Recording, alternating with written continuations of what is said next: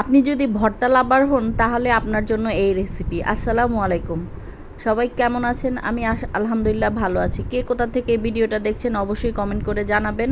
তো আজকে আমি খুবই স্পেশাল একটা ভর্তা রেসিপি নিয়ে হাজির হলাম। এখানে প্রথমে ফ্রেশ কিছু টাটকা পুঁইশাকের পাতা নিয়ে নিয়েছি।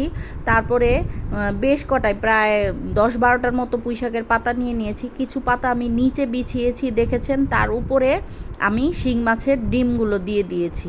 হ্যাঁ, শিং মাছের ডিমগুলো দিয়ে তার উপরে একটা লেয়ার পুঁইশাকের পাতা দিয়ে সুন্দর করে ঢেকে সামান্য একটু পানি দিয়ে এটা একটু বয়েল করে নেব, যাতে ভিতরের ডিমটা পাতাটা দুইটাই বয়েল হয়ে যায় ভালো মতো। তারপরে একটা কড়াইতে তেল দিয়ে এর মধ্যেও একটু সময় নিয়ে মিডিয়াম লো আঁচে এটা ভাজতে হবে। একদম যখন ভাজা হয়ে যাবে ডিমগুলো, পুঁইশাক পাতাগুলো, তার মধ্যেও আমি সেই তেলের মধ্যেই পেঁয়াজ আর শুকনো মরিচটা ভেজে নিব। আর এইখানে আমি একটা নাগামরিচ নিয়ে নিয়েছি। তারপরে পেঁয়াজ আর শুকনো মরিচটা তেল দিয়ে লবণ দিয়ে এটা হাত দিয়ে মেখে নিব। হাত দিয়ে কোনো মতোই মাখা যাচ্ছিল না, এত গরম ছিল। আমি হাত দিছিলাম আর বারবার উঠাচ্ছিলাম, এত গরম ছিল। তারপরেও একটু ঠান্ডা করে সুন্দর করে একটু মেখে নেবেন, গরম গরম হাত দিতে যাবেন না। তারপরে নাগামরিচটাও ভালো করে কচলে মেখে নিয়ে ডিমগুলো হাত দিয়ে ভেঙে ডিমগুলো আস্তে আস্তে ভেঙে ভেঙে পাতাগুলো মিক্স করে ভর্তাটা বানিয়ে নিব। অনেক মজা।